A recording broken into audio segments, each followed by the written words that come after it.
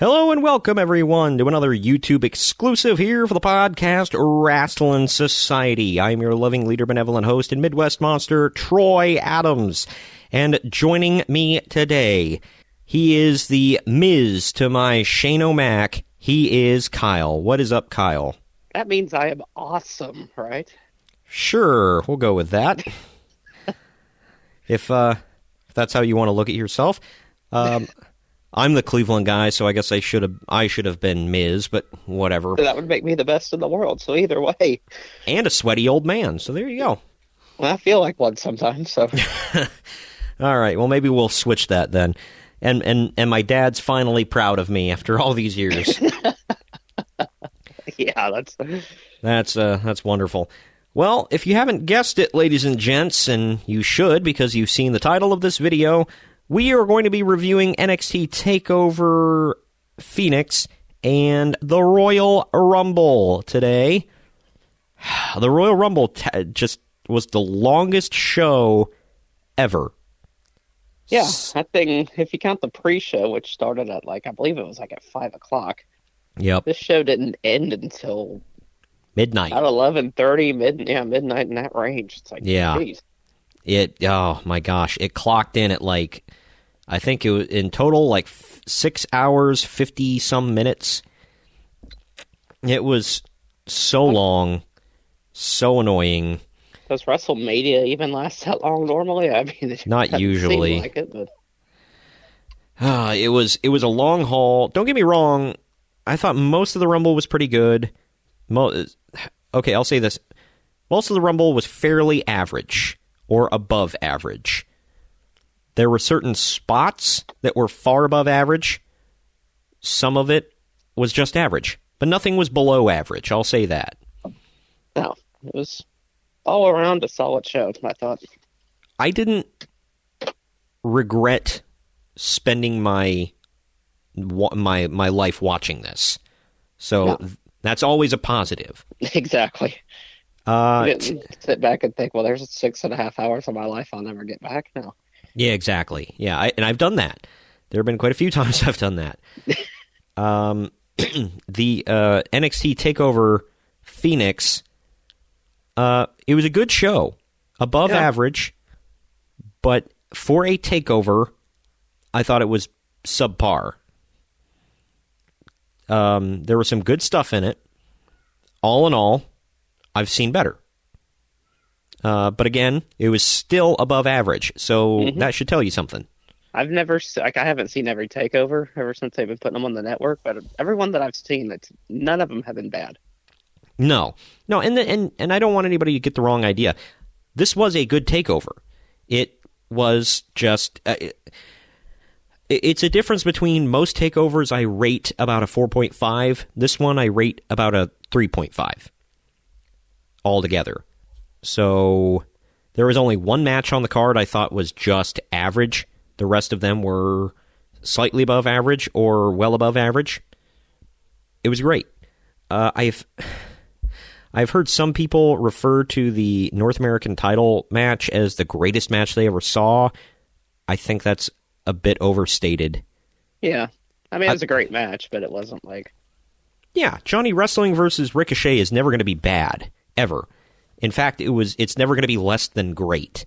But the best match you ever saw, I think you need to watch more wrestling. I mean, was it better than Gargano and Andrade Cien Almas last year? Yes, I'm going to continue calling him that. Yeah, screw Andrade. That name's just... Why? But either way, I'm not going to get it. That's a whole new can of worms. Yeah. Real quick, before we get into the actual events, because I don't want to make this too long, Hideo Itami has asked for his release and has been granted. So I assume he's going back to Japan. Yeah, I can see that. Because in Japan, he was like a god. In America, he was snake bit with injuries and everything else. So, I don't know. I think he's going to go back and have a wonderful career in Noah, which is probably where he's going back to, is Pro Wrestling Noah.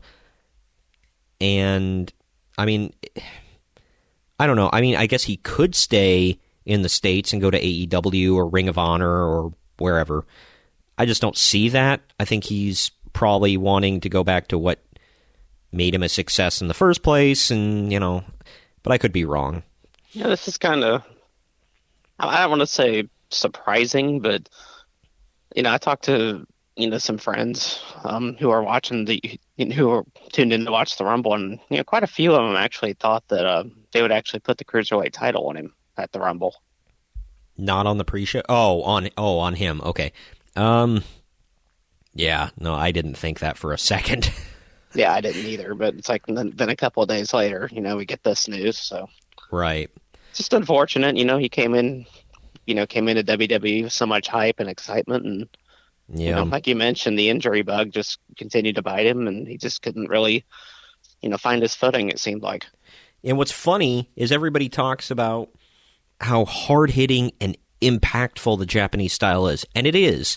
They have a rule of, like, I'm going to hit you as hard as you can, or as hard as I can, and you do the same to me over there, that's become what strong style is anymore.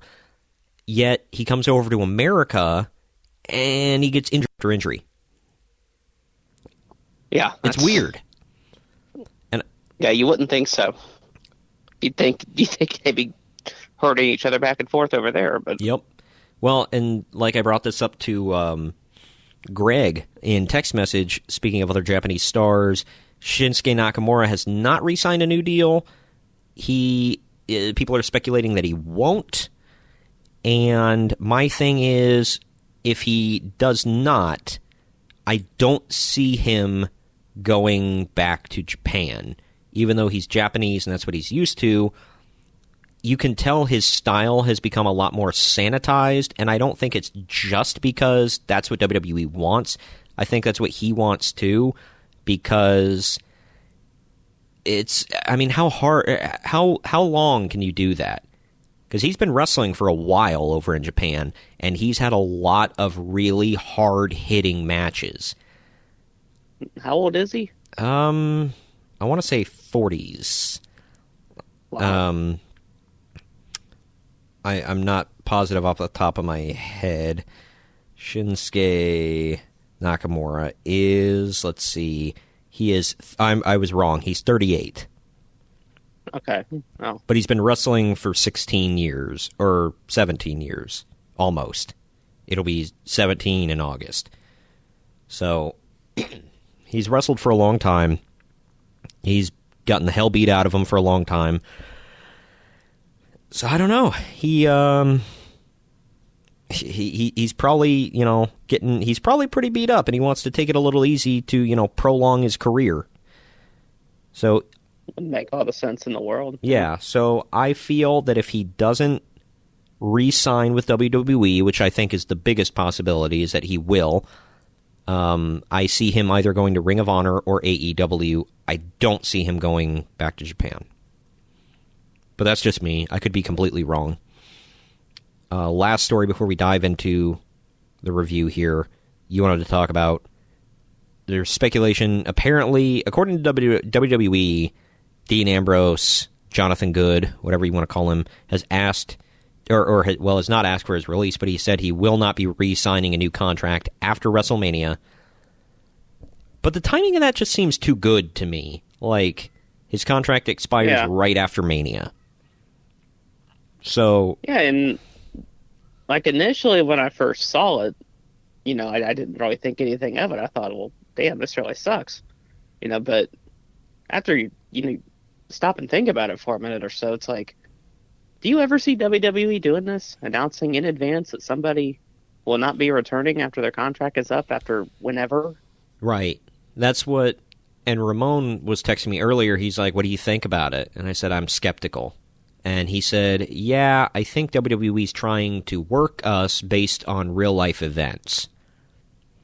And with this whole heel turn that they clearly thought was going to be, we're going to have him turn heel on the night that Roman announces he's got leukemia, and it's going to get him so much heat, he's going to be so over, and they booked him like a dork. He wrestled like a cartoon character, and this whole thing just flopped, in my opinion. I think they're trying to come up with a new way to reinvigorate Dean Ambrose. I mean, if you look at recent events, I mean, it kind of does make sense. I mean, we were all wondering, here a couple of weeks ago, why did he drop the Intercontinental title belt so soon? Right. And then we saw on Raw. I don't know if I'm just going to talk about it right now if you don't mind, but we saw him go out there and have a match with Seth Rollins, and he lost that clean as a whistle. And good Lord, yeah. And then in the, we'll talk about what happened in the Rumble match here pretty soon. So I mean, it's like the whole encounter with Nia Jax kind of pissed me off though, because I'm like, there's not going to be a payoff to this. Like, what is the payoff going to be?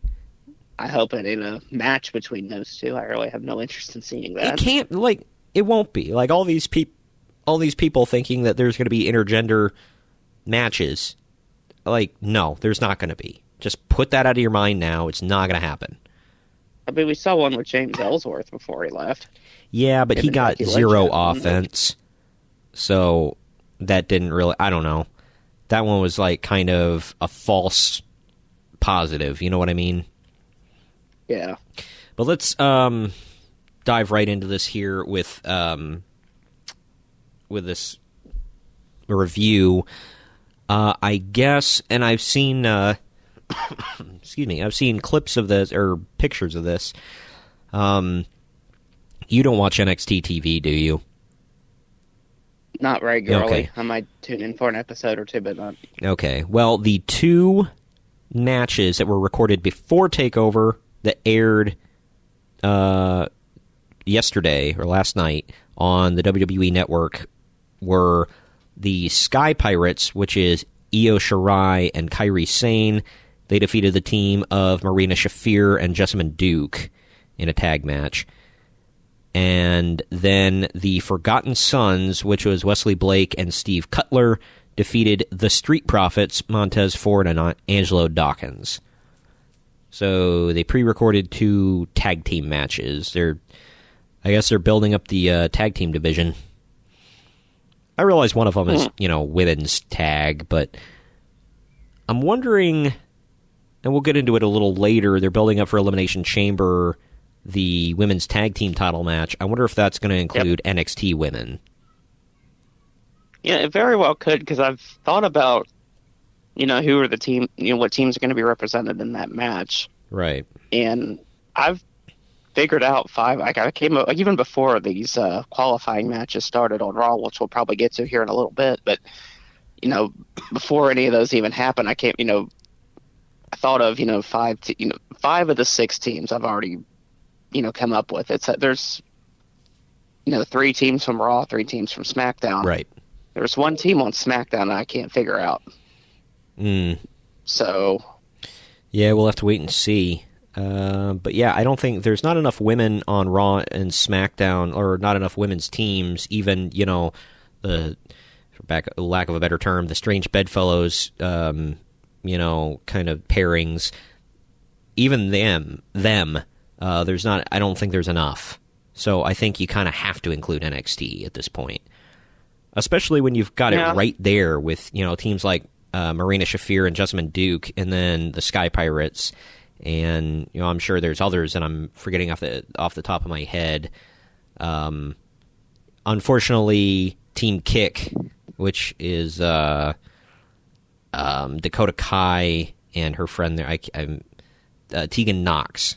Unfortunately, they can't be a part of it because last I heard, Dakota Kai is hurt. Yeah. So that's not going to happen. But maybe, you don't have to be in the initial match. They can always come back and, challenge for him. But we'll see. Let's run down the actual card here. The event opens with the Undisputed Era, which was Kyle O'Reilly and Roderick Strong defending the NXT Tag Team Championships against the War Raiders, Hanson and Rowe. The War Raiders had a really damn cool entrance with some Vikings. So that was cool. Definitely go back and watch that. I was shocked that opened the whole show. But it was cool. Greg says that the War Raiders got a huge pop. I mean, it came across on the network too, but he said they were over huge in the building. Hanson and Rowe performed the Fallout on O'Reilly to win the title. I gave this match 3 1/4 star. I thought it was fairly good. What did you think? Yeah, really good match. Good thing to kick off the show with, and like you said, the War Raiders were quite over, and give the fans something to cheer about to start off with. So the only things that were a little discouraging about this was, one, Hansen seemed like he got kind of winded towards the end, and the other thing was you could kind of hear it over the network, but I guess it was more prominent in the building. Greg said the fact that Adam Cole wasn't with them really brought down people about O'Reilly and Strong. He said they were hardly anybody seemed to care about them after their entrance. So maybe it was because they love the War Raiders so much. I don't know. I was quite surprised that Adam Cole wasn't even on the card. Yeah, I know. He wasn't. I thought that meant he was going to be in the Rumble, but no, he wasn't on the entire weekend, which shocked me. But I don't know. The next match, Matt Riddle faced Cassius Ohno. It was a good match. It was a fine match. I didn't see anything wrong with it. Riddle forced Ohno to submit while executing a arm trap. He did arm trap elbow strikes, and Ohno submitted to that, which shocked me. Yeah, I've never seen a finish like that to where somebody taps out to something that ain't even a submission move. I believe Daniel Bryan's done that once or twice, but that's it's not frequent. But yeah, I've seen it a handful of times. No, it's not overused, so it's a real shock when you see it, and it's kind of like, oh, that was the finish. Okay. This one I gave 2.5 Uncle Dave's. I don't know about you. Yeah, I mean, it wasn't bad. I mean, I wasn't overly blown away by it. It was okay. Yeah. Matt Riddle looked good, but not great. Cassius Ohno looked good, but not great. I thought it was fairly average. I think one of the things that hurt in the match, at least for me, everybody knew how the outcome would be. Right. It's you knew that Riddle was going over. There's no doubt about that. So yeah, I just expected a little more out of them. That was another one. Greg also said after Riddle's entrance, the crowd kind of died for him. Like they were super into chanting "bro," and then after his entrance, nothing. I think it was because the match was just kind of underwhelming. Riddle sold a lot in this match. Next up, we have the North American title match. Ricochet defended his championship against Johnny Gargano. Gargano applied the Gargano escape, but Ricochet escaped, so I guess there was an escape. Gargano performed a slingshot DDT on Ricochet for a near fall. Ricochet applied the Gargano escape on Johnny, but Gargano got out of it. Gargano then performed a brainbuster onto the exposed concrete outside the ring. That was crazy. And then he did a second slingshot DDT on Ricochet for the title win. I didn't know he was using that as a finisher, so that one kind of shocked me. But he bunched Ricochet up with that. When he actually got the pinfall, it shocked the hell out of me. I didn't think that was going to be the end, but it was. And it was good. It's hard to believe that this is the first title that Gargano's ever held in NXT. Yeah, it is. And I think he's being dubbed as Mr. TakeOver or something, because I think they said he's had more TakeOver matches than anybody else in the history of NXT. Yeah, I think he's been on not every. It might have been every TakeOver since he joined the brand. So yeah, it's crazy. And he's had amazing matches in every single one, whether tag teaming or, singles. But, I gave that 3 3/4 Uncle Dave's, just shy of 4. Do you think that's fair, or did I kind of underrate it? I think I'd give it a 4. Yeah, I might. maybe 4.5. I mean, this was a really good Upon match. further review, I might give it a 4, but that's about as high as I'd go with it. I thought it was, and don't get me wrong, I thought it was really good. I just, Yeah. Did you want a spoiler for what's to come with Johnny, by the way? Sure, let's go. He lost the title already to Velveteen Dream.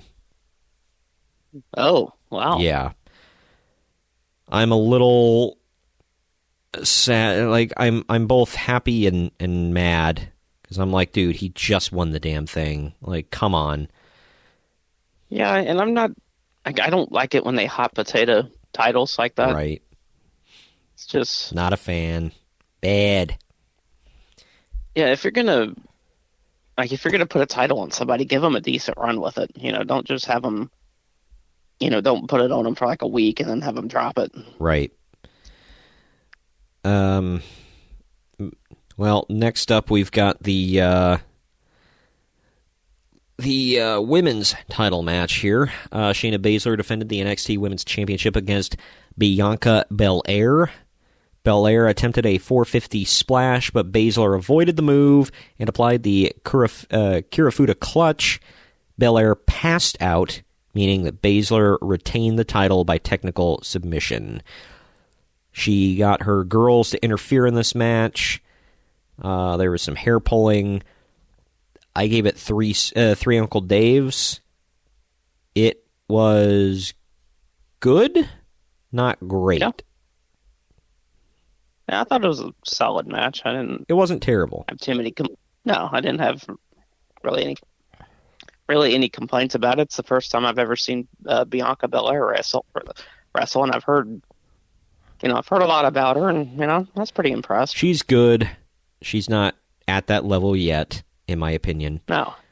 There was a big thing, and you could tell it was all staged, but it was a big thing before the show, on the pre-show. Sam Roberts was like giving his opinion on the match, and then he stops in mid sentence, and he just says, "She's not ready for this. Why are we pretending like she even has a chance in this match? She's not going to do anything." And with the worst acting ever, you've got who's the guy? I'm a fan of his too, but Pat McAfee. That's it. Yeah, former NFL punter for some reason. Yeah. It's now a part of it. Well, he's also a comedian that frequented the Bob and Tom show. So yeah. He, I get it. He's a personality, but the worst acting ever. It's like, whoa, Sam coming in hot here. Oh my God, I don't. And I'm like, calm down. Yeah, I did catch that. I did see that part actually on the pre-show. Yeah, and I was kind of surprised that Sam Roberts actually did that. But yeah, so I think they're setting up for something with that. I don't know. I guarantee it's going to be some kind of storyline. But either way, Bianca loses. I thought the match was above average, but just above average. It wasn't fantastic. Baszler's had better matches with Kairi Sane. But Bianca, she looked like she's almost there. And she will be there by the end of the year, I'd say. So she's doing good. She's getting better. But yeah, I felt she was too green to be in this spot right now. But whatever, they're elevating women. That's always good when you're pulling out, from the bottom up. Mm-hmm. You can't. Nobody's going to take them seriously if they've never been there. Right. Main event time for the NXT title. Tommaso Ciampa defends against Aleister Black. Ciampa performed a fairy tale ending, which is apparently the name of his finisher now, on Black for the near fall. Black performed a Black Mass on Ciampa, but Ciampa performed an elevated DDT and a second fairy tale ending on Black for a near fall. Ciampa performed 2 more fairy tale endings on Black to get the pin, retain the title. As the show closed, Ciampa and Gargano both stood at the top of the stage together, holding up their belts. That shocked me and apparently shocked the crowd. Yeah, we're going to get like a, hashtag DIY reformation only as a heel team. That would be interesting. I wouldn't mind that. And I think Johnny is good no matter what he does, but he was such an over babyface, and he's just a natural babyface. I don't think the crowd wants to boo him.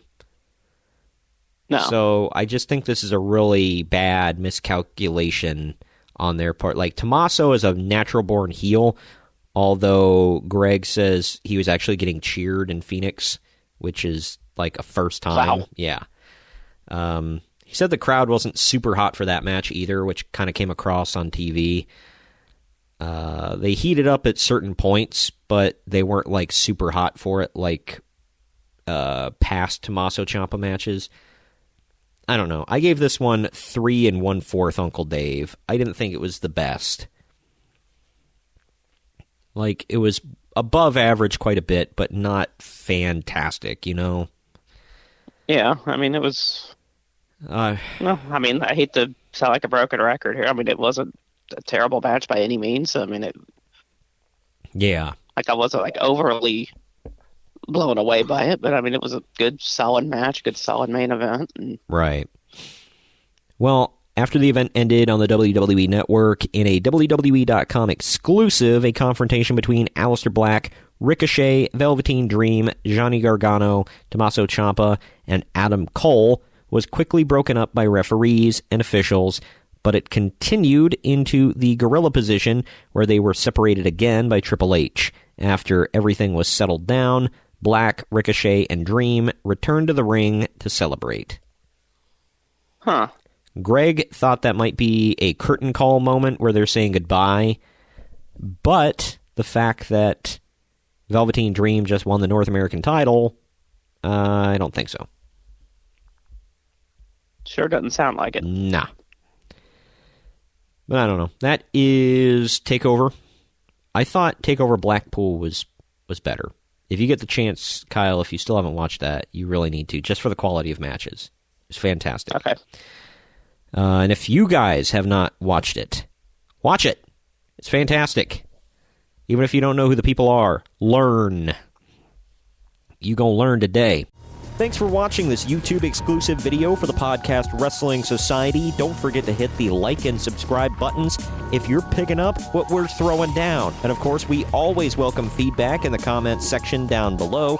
And if you want to keep up with the weekly podcast that drops every Wednesday, links to the show page are in the description down below, along with our social media handles and our associates pages. Come on and join the society.